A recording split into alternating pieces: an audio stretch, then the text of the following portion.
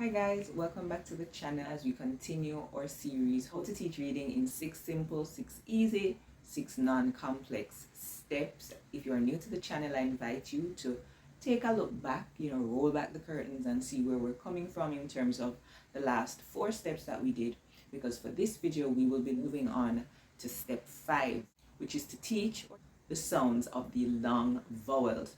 Now what I'm going to be doing, I'm going to be breaking step 5 into 2, kind of like A and B. So step 5 actually has 2 parts, and we're going to be looking at 5A for this video, which is to teach the sound of the long vowels. In a particular step, you have to go back and look, I shared that the sounds of the vowels are A says A, E says E, I says E, O says A, and U says O. And so we said those were the short sounds of the vowels. Now, if there's a short sound, then it implies that there's another sound, right? Each of the 5 vowels have both a short and a long sound. And so for this step, we're going to be looking at the long sound as we have already looked at the short sound of the vowel. Now, again, you do not want to teach this step until the student has mastered and understands the short sounds, because we do not want them to get the two confused at all, right?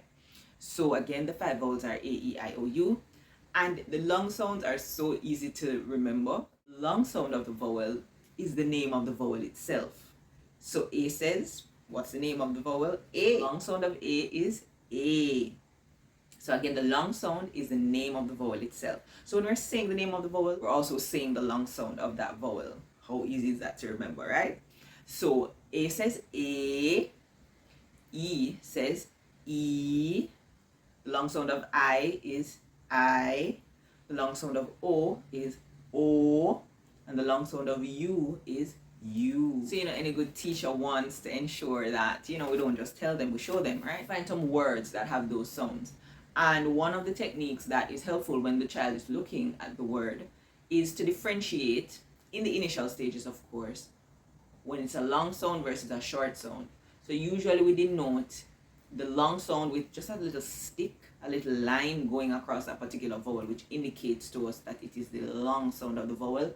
Whereas if it's a short sound, we do a little smiley face on the top of the vowel. I'll put it up on the screen so you can see what that looks like. So again, A says A for acorn. E says E for eagle. I says I for ice cream. O says O for open, as in we're opening a door.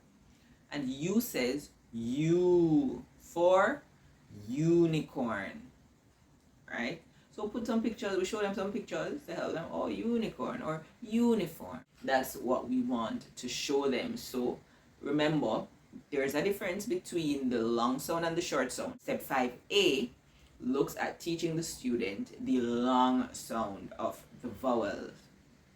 A good way to make sure that they understand the difference, just ask them some questions to test understanding, right? So you say, what's a short sound of A?